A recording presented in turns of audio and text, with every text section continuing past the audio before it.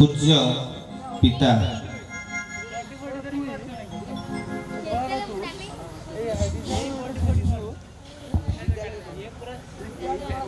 प्रणाम जनाऊँ अबाक हो जाए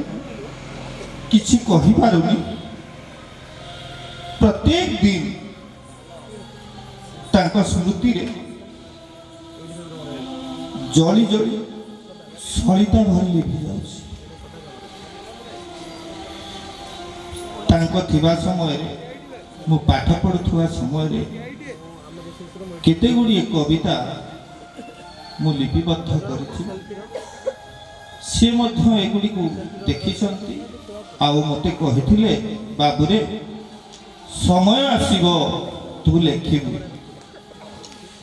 अपेक्षा कर मु केबे सुजोग पाए नाही सब बेले कार्य व्यस्त भितरे रहे मन भितरे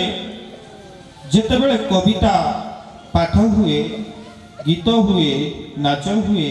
मोर भी मध्य टिके इच्छा हुए किंतु कार्य व्यस्तता इतनी थाए जे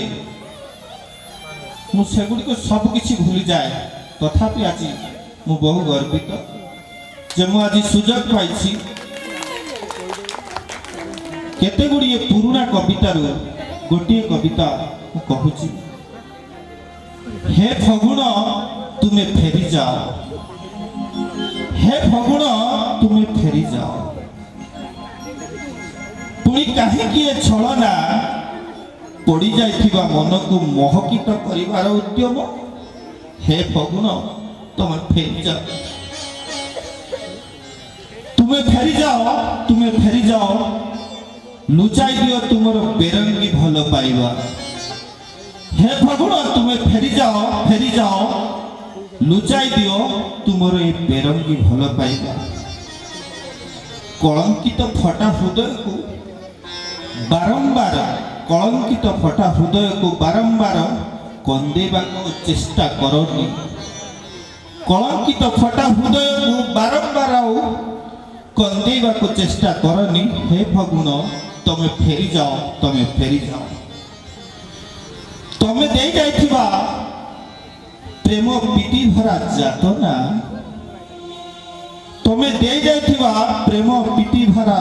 जातना आज दुई कणित हो सारी मते क्षमा कर बंचिबा लक्ष्य रे तुमको मने पकाई मते क्षमा कर बंचिबा लक्ष्य रे तुमको मने पकाई बारंबार भूल कर सारी आ मु मरी सारी धैर्यर सीमा असीमित